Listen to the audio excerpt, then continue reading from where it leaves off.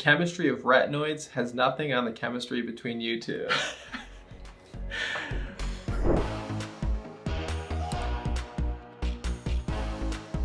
All right, today we're gonna be responding to comments that we got last week on our retinoid video. We got a lot of amazing comments from you guys and we love the engagement. We try to respond to as many comments as we can, but if you have a question and we keep seeing that question over and over again, we realize that we didn't properly address it in the video. So when that happens, we'll try to create a follow-up video with a Q&A format, answering your questions. We'll show the comment and then we'll respond to those comments. All right, so responding to your retinoid questions, here we go. All right, here we go.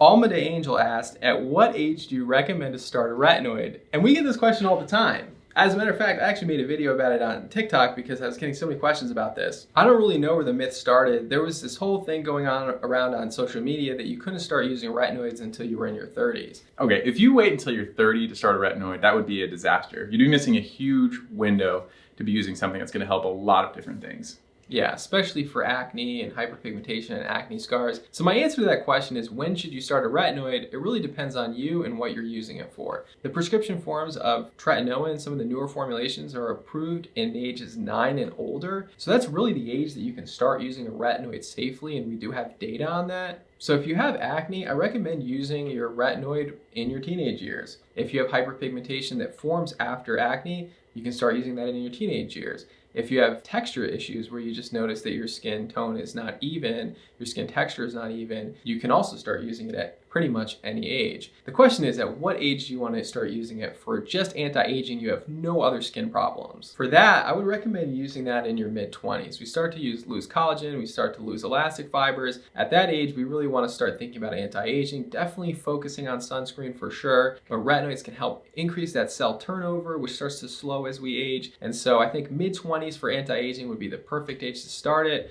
Again, the caveat, you don't want to use it if you're pregnant. So this is a nice segue. Another question we got asked a lot. This one is from Tuba Adnan. This is, what are the anti-aging ingredients to use when pregnant or breastfeeding? All right, and this is really a difficult question. It's actually probably a disappointing answer because a lot of things have not been studied in pregnancy. And one of the things that we do know is that using systemic vitamin A during pregnancy is horrible. So because of that, you cannot use a retinoid topically during pregnancy, just in case you absorb some of it. It's not like it affects your skin in a deleterious way, but it's just maybe you absorb it. Now we have to look at the ingredients that we can use in pregnancy, and thankfully there's one that's like pretty nice, and that's azelaic acid. I know Dr. Shah's talked a lot about that before on his TikTok, and it's a product I actually personally love as well. But azelaic acid is good for acne, it's good for hyperpigmentation, it's good to prevent post-inflammatory hyperpigmentation, and this is something that is widely recommended during pregnancy. I think the biggest downside is that if you have really like very inflammatory scarring, nodulocystic acne, it's not gonna be enough. We just don't have anything that targets that directly during pregnancy. I completely agree. I absolutely love azelaic acid. It's an amazing ingredient, not just for acne, but also for hyperpigmentation that forms after acne because of its effects on tyrosinase, which is an enzyme involved in melanin production. Now, azelaic acid actually has level 1 or grade A evidence. So that's the highest level of evidence you can have to treat acne. And there are actually not a lot of ingredients that have that level 1 evidence. Retinoids is one of them, but azelaic acid is another ingredient that has level 1 evidence. And so azelaic acid, safe in pregnancy, it's considered category B. The rest of the ingredients like salicylic acid cleansers, category C, most people consider it to be safe, but it's still on the fence. The only thing really that is really safe is the azelaic acid that we know of, but things that are kind of wash-off products or your hydroxy acids are generally considered safe by most people, but I would still recommend avoiding retinoids for sure. But I think pregnancy skincare is such a big topic, from things like stretch marks to acne to anti-aging that occurs during pregnancy, that we just have to dedicate a whole video to this. So we definitely are going to do a follow-up video on pregnancy skincare. All right, Ann Lynn's Weep. Does retinol help when I use it once a week? I love this comment. It's one of my favorite ones. I love the thought behind it. And the answer is yes. And so when you're using these medications, especially for anti-aging purposes or anything else, you're hoping to reach some sort of like steady phase or a maintenance phase where you've kind of treated the active problem, things are under control, and then you can start backing off or using it less frequently. And so some of these medications like the retinoids, they're studied over a period of weeks to years, and they see how people do. And I think I even sent a comment with the study that did show that people who use this 1 to 3 times a week were able to keep getting that same benefit from it. Yeah, I agree. I think especially for anti-aging, definitely once a week I think would be appropriate if you get irritation from it. I think for acne, probably just because of how quickly those acne bumps are coming up, you probably need to use it a little bit more frequently for acne, but I think for anti-aging, retinol definitely can be used less often. So Sheridan Ford asked, did you say not to use a retinoid when you have rosacea? Could you clarify, please? You said it, so you got to clarify. All right, again, I 100% said that. So we actually have a lot to say about rosacea. It's actually one of the biggest topics we've probably tackled so far, and we're gonna have something coming out shortly about this. There are different types of rosacea. Some respond to retinoids really well. Retinoids can work for it, but people with rosacea, especially like the erythrotelangiectatic,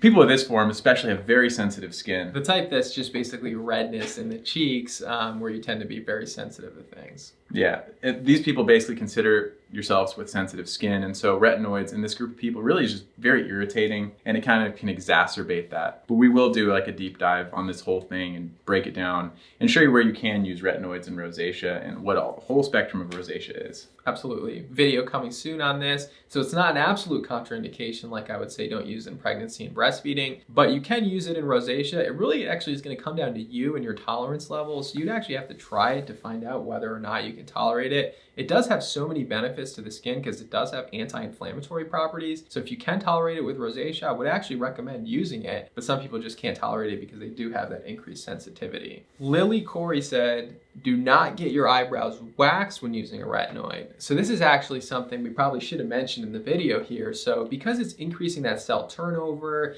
it will actually pull off the stratum corneum layer, which is not like the deeper layers of the skin, but it's that very top superficial layer of the skin. It can actually pull it off if you wax while you're using a retinoid. And so a lot of people get their eyebrows waxed. No one told them. They started a retinoid and then they basically pull that skin off and get very irritated. And sometimes that can actually lead to hyperpigmentation if that happens. And so definitely stop your retinoid for at least 5 days, 3 to 5 days before getting your eyebrows waxed. It can definitely cause a lot of problems if you don't. What about eyelid threading? Same rule apply? I would say no, so if you guys were wondering, I get my eyebrows threaded. So that's where the eyebrow situation comes from. I would say the eyebrows are natural, but they're not. I started getting my eyebrows threaded when I was like 15. So many years ago, and with my retinoid, it doesn't seem to cause any problems, and in most people that I've spoken to, it doesn't seem to cause any problems because you're not really lifting the skin off. You're targeting each individual hair and kind of pulling it out with that threading process. But with waxing, it definitely lifts the skin off. So all right, good, just clarifying. Actually, another thing, just a little caveat about waxing, a lot of people notice that they have hyperpigmentation and almost the mustache distribution. Oftentimes that comes from waxing. So if you're noticing that you have that and you wax your mustache, I would say that you should probably hold off doing that because you're getting post-inflammatory hyperpigmentation for your waxing. Little tidbit. Good segment. Pearl. Nina MR said, I want to look dewy. Oh yeah, that's stupid. This is a reaction to what we did in our last video. And they said, hit that subscribe button. Hit that subscribe button with that level of friendship. And so in the last video I said, I want to look dewy, and he said, oh yeah, that's stupid. That's kind of rude, I would think, It's like he's stupid, not Dewey's stupid. It's true. I want to look dewy, I'm sorry. Oh, this is a great question. Stallman said, you're incredibly sweet, guys. Also remember to use sunscreen during the daytime and use the retinol during the nighttime. Take care. This is a great question. Two things happened here, and this happened in a lot of other questions as well. The use of sunscreen while you're using a retinoid and whether or not you can use a retinol during the day. So first, some forms of retinol are deactivated by the sun and you cannot use them in sunlight. Things like adapalene are sun stable, so that you can use them during the day. But I still really don't recommend using retinols during the day just because I believe it fits best into a night skin care routine. So you can use some retinols during the day. I do recommend using them at night, but as a general rule, some are deactivated by the sun and cannot even be used in sunlight. The second part of that is just the idea that the retinoids make you more sun sensitive. Yeah, that's actually a commonly held myth by most dermatologists, as a matter of fact, and actually something that I believed for a long time was that retinoids increase your sun sensitivity when used topically. There's a great study that was done that actually showed that topical retinoids don't decrease your med or minimal erythema dose. So the ability to get a sunburn doesn't seem to change when you're using your topical retinoids. And so it doesn't actually increase your sun sensitivity based on that study, commonly held belief. But I still believe that if you're not using a sunscreen and you're using a retinoid at night, you're really just erasing. You're basically taking one step forward and one step back. So of course, use sunscreen. That's the #1 recommended tip that we can give you, period. But it doesn't actually seem to increase your sun sensitivity when you're using a retinoid. Paula Pedroza said, are retinoids safe for skin of color? Think skin that tans easily. Thank you.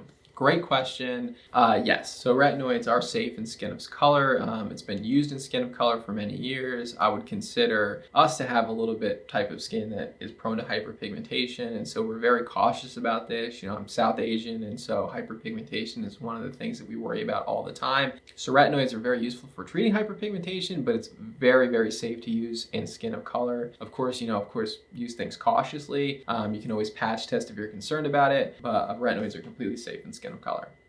And the top comment comes from Zyril Patan. He said, I always get distracted by the way that Dr. Maxfield looks at Dr. Shah. Look, I'm just paying attention. It's just a good, I don't know. I think it's a little bit much. Listen, guys, we've been friends for a long time. You know, we're very comfortable with each other. We see each other like literally every day, except for maybe like Sundays. Yeah. Right? Because we record on Saturdays. We work together Monday through Friday. So we see each other every single. We're so comfortable with each other. We're just enjoying it. We're making the videos. So listen, he may look at me. I don't look at him the same way, you know. Maybe he loves me a little more. Yeah, what's that? Is he like, are you paying attention to me at all? Or are you just like zoning out? Okay, but. All right, here, look. Do you even pay attention to me? Okay, hold on. So let me just give you an example. So, I mean, is it really that much? It's just.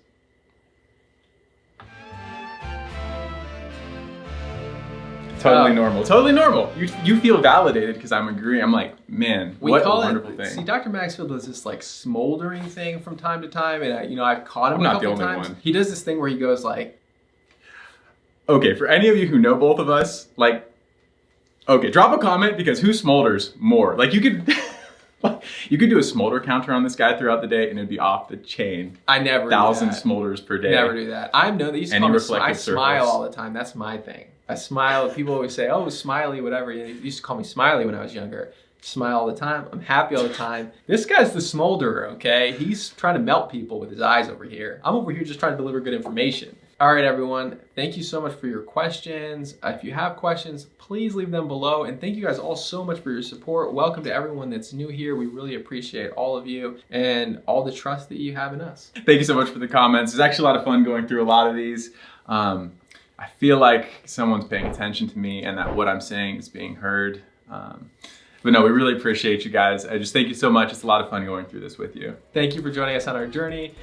See you next time.